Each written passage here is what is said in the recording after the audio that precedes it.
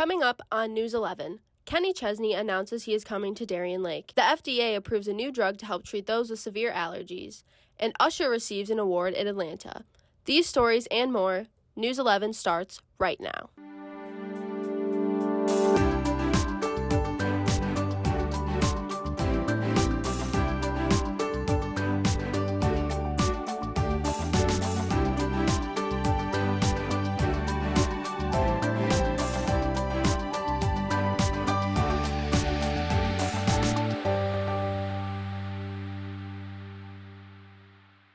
Good evening and welcome back to News 11. I'm Sam Falone. And I'm Kellyanne Hender. We have a lot of stories to cover tonight, so let's get into it. The Walden Galleria in Cheektowaga, New York, will be expanding their shopping experience. On Monday, the 10 Lives Club, a cat rescue team, announced they will be opening a new adoption center inside the mall. With help from the Buffalo Animal Shelter and the Best Friends Animal Society, many friendly cats will be taken to shelters, tested, vaccinated, spayed, or neutered, and brought over to the Galleria. They are excited to bring more than 700 cats and kittens to this new location. Kevin McCartney, Executive Director of the Buffalo Animal Shelter, said, quote, "I am thrilled about the 10 Lives Club's new location, and the collaboration with them will make a significant difference in saving cats' lives. By working together, we can provide these wonderful cats with the love and care they deserve while making a positive difference in the Western New York community," end quote. The center is looking for volunteers. If interested, call 716-919-1006 or email tlcgalleria@gmail.com. More details have been shared about the Kensington Expressway construction that is projected for 2025. The New York State Department of Transportation plans to add a tunnel over Route 33 in East Side Buffalo. The project is projected to take 3 to 4 years and has a budget of $922 million. Project planners have assured drivers that 2 of the 3 lanes in each direction will be able to stay open during construction. Residents worry about the damage that could be done to their older homes with the demolition nearby. There is also worry about air pollution and excessive noise. The chief engineer of the project has promised they are taking into account all of these factors and will be constructing consciously of the people around them. Have you been enjoying the warmer winter? Well, this winter in Buffalo is a record-breaking year for warm temperatures. There are only 8 official days left of winter, and our average temperature sits at 34.2 degrees Fahrenheit. The previous holder of warmest winter temperatures had an average of 32.9 degrees, which is a tie between the 2015-2016 season and the 2001-2002 season. With the forecast looking pretty mild for the next 8 days, it seems this winter will go down as the warmest in the last 85 years. Buffalo Junior Sabres launched First Girls Division for the 2024-2025 season. The director of girls hockey, Nicole Brown, said, quote, "Now is the time. Now is definitely the time," end quote. The recent decision has been made due to the rise in popularity for women's hockey. Currently, the Junior Sabres have boys teams that range from ages 7 to 20. Now it will expand its program with a girls 12U and 14U team. According to a letter sent to the parish community, the All Saints Parish located on Shattuck Avenue in Buffalo is set to close when an offer is made to purchase the property. The decision was made due to challenges of the property, particularly the school building that's located on the city's Riverside neighborhood. Sunday Mass at the church will continue until an offer is made on the property. It's time to dust off the old hairspray and leather pants because guitarist Ace Frehley is ready to rock and roll all night once again. Former member of the infamous 80s rock band Kiss will be making his return to the spotlight this summer. He is set to take the stage on August 21st at the North Tonawanda Theater in Buffalo. Tickets for his comeback show will go on sale February 23rd. Don't miss your chance to sing along with this legendary showman and rock and roll Hall of Famer one last time. Food pantries around New York are voicing their support of the Senate bill that could quadruple the minimal amount of SNAP dollars New Yorkers receive each month. Bread of Life Outreach Center Food Pantry in Colden runs 2 days a week and has become a lifeline for the community. Ronald Smith, the manager of the pantry, said, quote, "We should be able to feed people. That's a necessity," end quote. This would help upwards of 1,700 people in just 2 pantries alone in Buffalo. As the day of the solar eclipse approaches, many in Western New York are preparing for the exciting day. Innkeeper of the Roycroft Inn, Daniel Garvey, is excited to showcase the artistic and historic beauty of the Roycroft while enjoying this once-in-a-lifetime experience. And just 2 miles down the road, Kathleen York, the executive director of Friends of Knox Farm State Park, is preparing for the event as well, planning for over Planning for over a year, and there's an expected 3,000 people to be watching the event at Knox Farm State Park. The watch party is going to include live music, family activities, and have representatives from NASA. Tickets are going fast, and there are a few rooms left at the Roycroft Inn, so head over to East Aurora on April 8th for the place to be. The Buffalo Public Zoo announced last Thursday that one of their silverback gorillas has died. Koga, the male gorilla, was born August 14, 1987 at the Bronx Zoo. In April 2007, he was transferred to the Buffalo Zoo. Over the course of his time here, he has impacted over 6 million zoo visitors. Koga sired 3 offspring, one of which, Naya, still remains in the Buffalo Zoo. The zoo asked the community to share photos and memories of Koga to honor his life. Country singer Kenny Chesney is making a stop at Darien Lake this summer. The 6-time Grammy-nominated singer will perform on June 27th as part of his Sun Goes Down tour. Pre-sale tickets will go on sale at 10 a.m. Thursday morning. Public sale will start Friday morning at 10 a.m. And when we return, we will have your national stories. We'll be right back.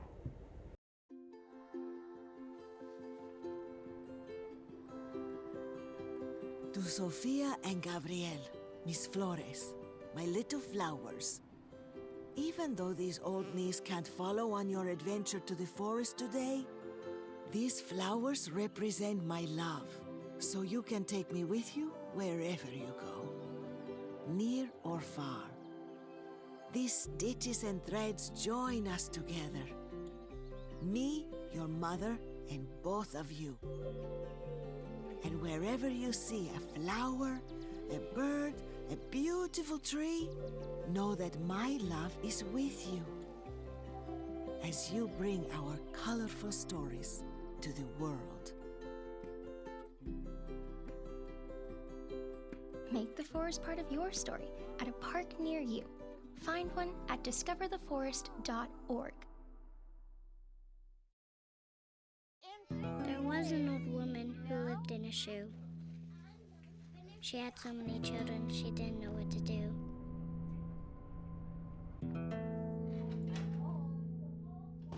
She gave them some broth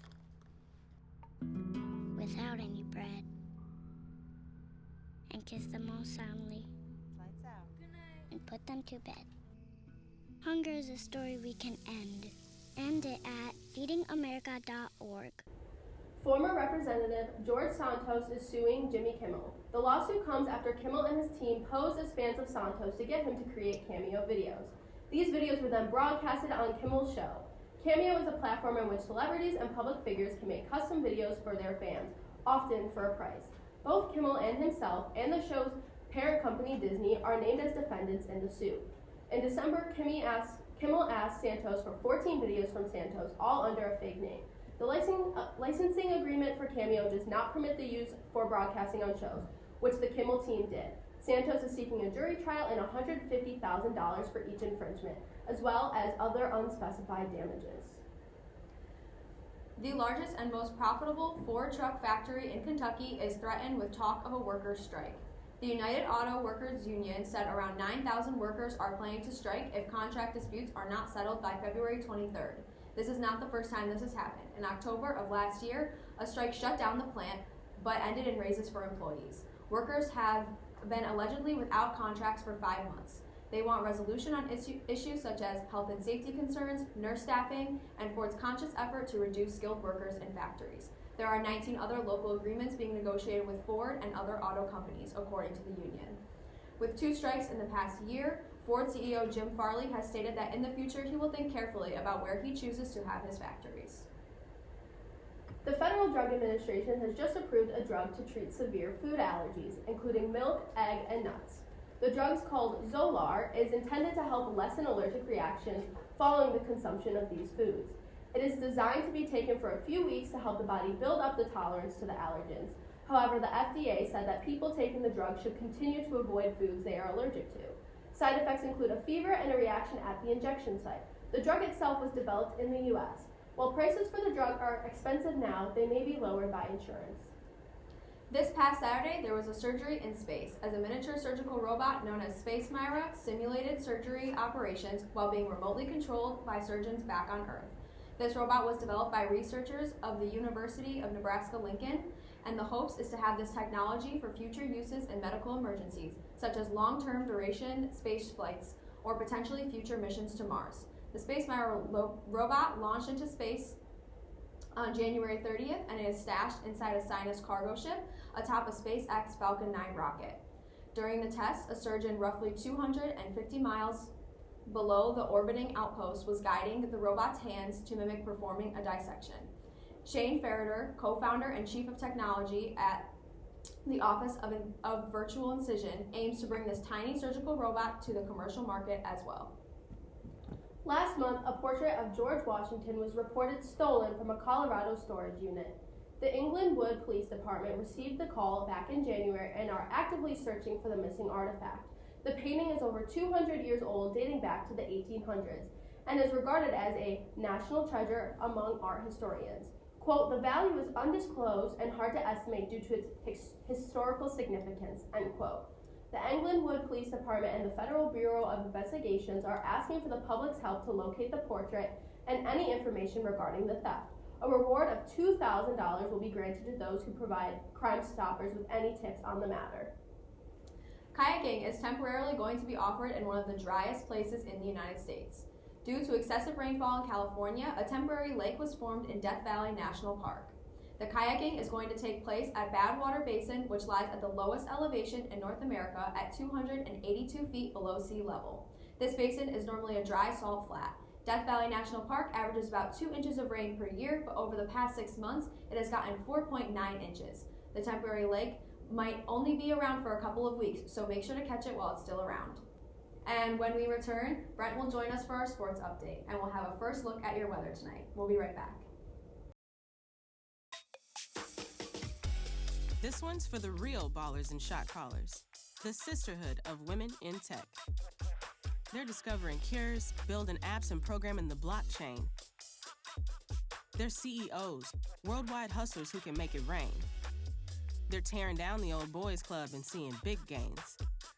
Because when women in tech come together, you know they make that change.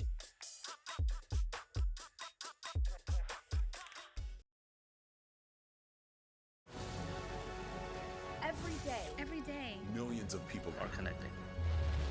And even though we're overcoming obstacles, Watching each other's backs, And banding together. we should still make an effort We should still make an to effort. get to know each other. On a deeper level. Father, Cosplayer, Mentor. actor. it's time we take a step forward It's time we take a step forward. come together. and discover How accepting our differences can make us stronger.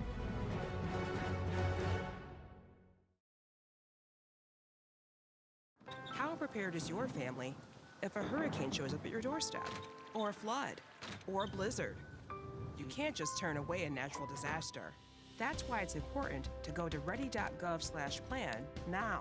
It has the tools and tips you need to make an emergency plan with your family. So if disaster comes knocking, Let's go. you'll be ready to help keep your family safe. It's just a pizza. Yes. Make a plan today.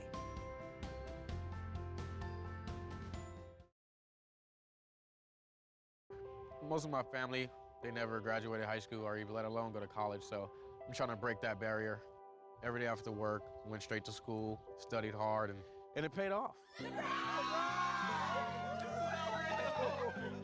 I could not have done it alone. I see the future is really bright for me.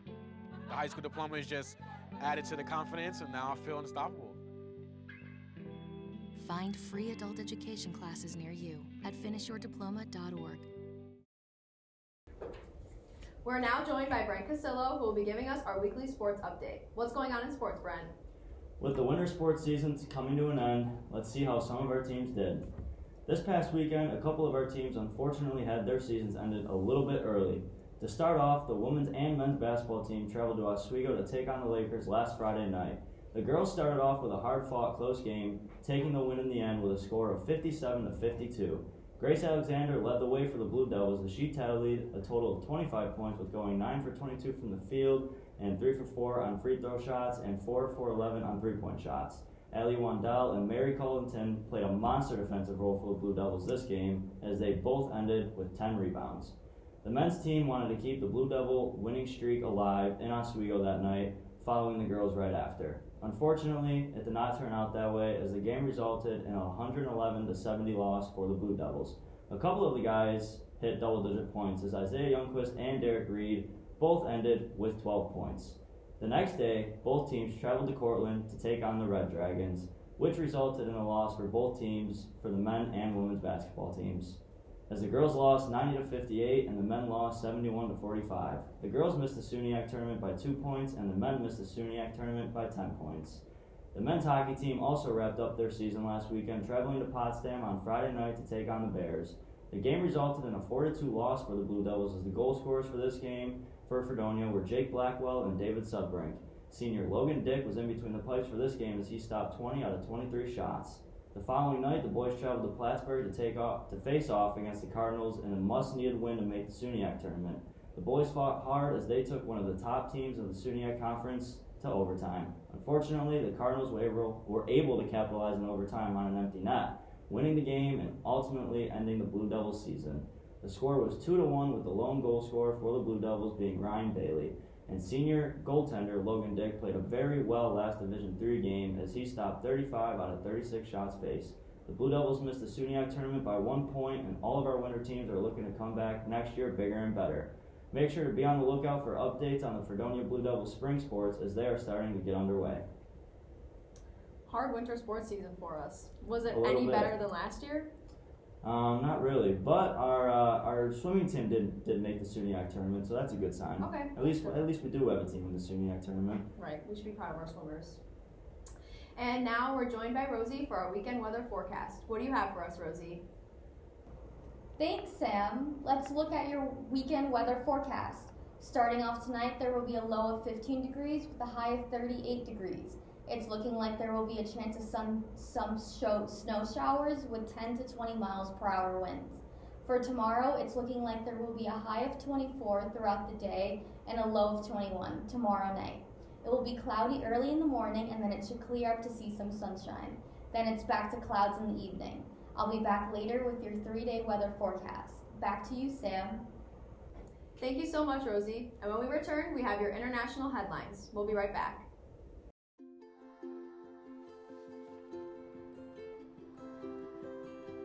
To Sofia and Gabriel, mis flores, my little flowers. Even though these old knees can't follow on your adventure to the forest today, these flowers represent my love, so you can take me with you wherever you go, near or far. These stitches and threads join us together. Me, your mother, and both of you.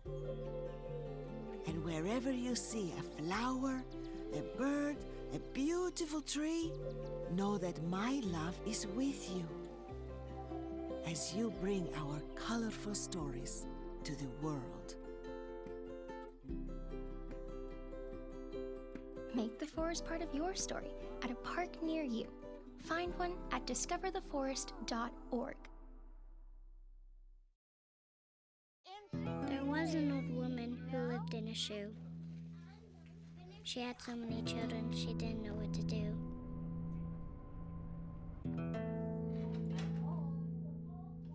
She gave them some broth without any bread and kissed them all soundly and put them to bed. Hunger is a story we can end. End it at feedingamerica.org. A member of Israel's war cabinet has said that the country will launch a ground defense attack on Rafah, the last safe space in Palestine, unless Hamas releases the remaining Israeli hostages before Ramadan, just 3 weeks away. Rafah has become the last refuge for more than half of the population of the Gaza Strip since the war began. According to the Gaza Health Ministry, over 29,000 Palestinians have been killed since the beginning of the war. Israel's Prime Minister Benjamin Netanyahu has condemned the Brazilian president following his comparison of the Israel-Hamas war to the Holocaust. Intense attacks have continued throughout the Middle East, with casualties on both sides continuing to increase. This past Monday, tourists were turned away from the Eiffel Tower in Paris as workers went on strike and the monument had been shut down. Union workers have gone on strike to what seems maybe up to over a week, over the quote, unsustainable business model that the city of Paris has. Currently, their business model overestimates the cost of ticket sales while underestimating the cost of maintenance and repairs for the beloved tower. Some officials from the union say that the current maintenance plan puts a heavy workload on the employees and risks their safety. Instead of completely redoing things, they do small maintenance just to last, but the union workers say it is unsafe and not cost effective. This labor action comes just as Paris prepares to host the 2024 Summer Olympics, where pieces of the Eiffel Tower are planned to be put into the medals and handed out during the games. Union officials are urging the city to review the maintenance budget of the tower, and this could result in the tower being closed during the Olympic Games due to maintenance costs. Last Thursday, Greece became the first Orthodox Christian country to legalize same-sex civil marriage, despite opposition from the socially conservative Greek church. A majority of 176 lawmakers in the 300-seat parliament voted late last Thursday in favor of the landmark bill drafted by Prime Minister Kyriakos Mitsotakis. 76 lawmakers rejected the reform, while 2 abstained. 46 were not present at the time of the voting. Mitsotakis tweeted after the vote saying, quote, "Greece is proud to become the 16th European Union country to legalize marriage equality," end quote. And after the break, a look at the new Bob Marley movie. We'll be right back.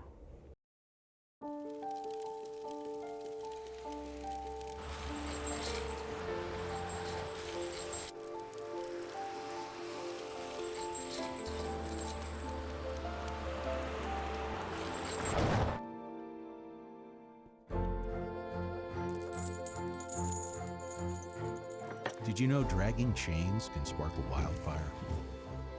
Only you can prevent wildfires. When I was in foster care, I never knew when I would have to move, so I always had my suitcase ready to go. Then one day, I was adopted.